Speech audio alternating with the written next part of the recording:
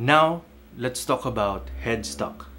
Ang headstock, ito yung ulo ng gitara natin. Consider mo siya na parang isang buong katawan ng tao. Etong nandito is headstock. Nandito ang neck at nandito ang body. Pero walang paa. Anyway, let's start with headstock. Sa headstock, may tinatawag tayong tuning keys or tuning pegs. Basically, ito ang ginagamit para magtono ng ating mga strings. Para makita mo siya, ayan, sa likod, ganyan. Nagva-vary yan sa iba't ibang klase ng gitara, pero usually ganito yung basic na itsura niya. Meron kasing mga gitara na katulad ng sa electric guitar, ganyan, pahaba. Magkakasunod siya. Okay lang yun. Still, tawag pa rin sa kanya tuning keys or tuning pegs. So ngayon, paano siya nag-work? Nag-work ang tuning keys clockwise or counterclockwise. Importante to kasi marami ako nakitang mga nagpapatono sa akin ng gitara, ganyan. Nang pinipihit ko siya, bali-baliktad kung paano sila magtono o magkabit ng mga strings. Ano ibig kong sabihin?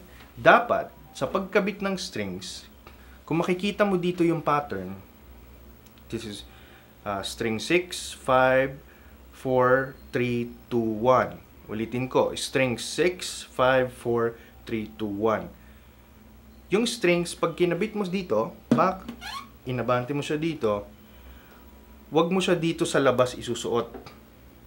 Okay? Wag sa labas kasi may butas dito eh. Dito may lulusot yung string. Wag dito sa labas. Dapat galing ka dito sa middle, dun mo palabas dapat siya. Palabas. Tapos hilahin mo yung string dyan. Okay? Hanggang sa dito sa fifth. Ganon din. Sa loob mo, dito mo lang, hilahin mo dito sa labas. Huwag kang magkakamali na dito mo ilalagay sa loob. Tapos tsaka mo hihilahin dito. Dito sa part na to. Sa 6, 5, 4. Kapag ka naman, 3, 2, 1. So, dito pa rin siya sa middle pupunta yung string. Tapos, lulusot mo dito, hilahin mo dito sa labas. That's correct. Dito, 2, sa labas. So, 1, sa labas. Okay? Kaya kung makikita mo yung pattern ng strings ko, dito sa loob lahat sila, o diba? Hindi dito sa kabila. Pabaliktad, mali yun. Okay? Now, from that point, sasabihin ko na ngayon sa'yo kung paano pinipihit to. Ang pagpihit niya, clockwise and counterclockwise. Okay? Paano nangyari yon? Sa isang relo, kunyari meron kang relo dito, ang relo natin umiikot clockwise, tama? Clockwise siya umiikot. Pag binaliktad mo naman, counterclockwise. Okay? So usually pag clockwise, pag ganon. Pa-right. Okay? Pa-right. So, ganun din sa pagtotono. Kapag kinabit mo na yung tamang pagkabit ng string na sinabi ko, pag kinabit mo na dito, palabas, titignan mo na ngayon to. Ito ngayon yung para mong relo. Okay? Pagka inikot mo ngayon siya ng clockwise, dito sa part na to, itong string 6, 5, 4, inikot mo siya ng clockwise, pag ganon, bababa yung tono niya. Tingnan mo.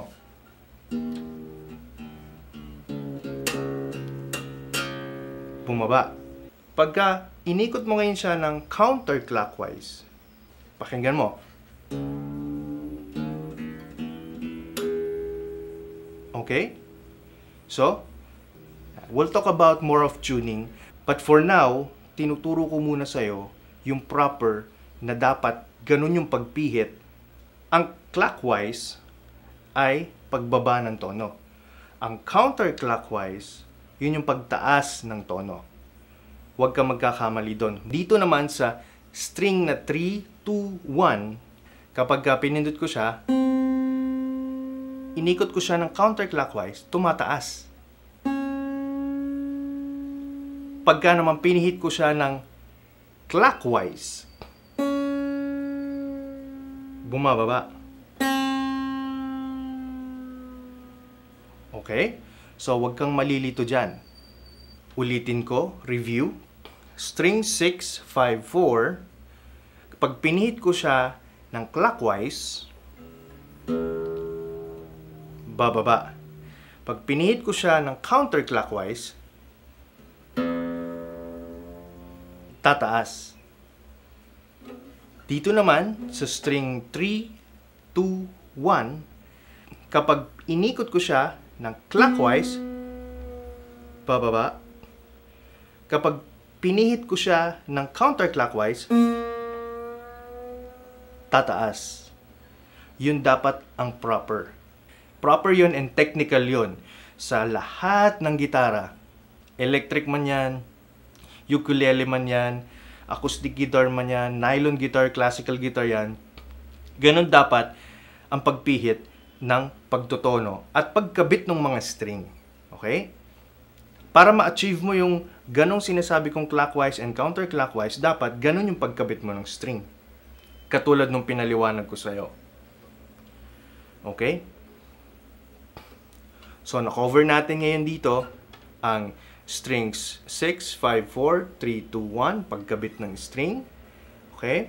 And then, kung pag tinotono mo siya, clockwise, counterclockwise. Experiment mo din yan, balikan mo lang yung video, rewind mo lang pagka medyo nalilito ka, or comment ka below kung meron kang mga katanungan sa akin. I-address ko kaagad yan, okay? For now, tawag dito tuning keys or tuning pegs. Okay? Sa headstock, sa ulo ng gitara. Ano ngayon itong mga to? Ito ay kasama nito ng tuning keys or tuning pegs. String post ang tawag dito. String post.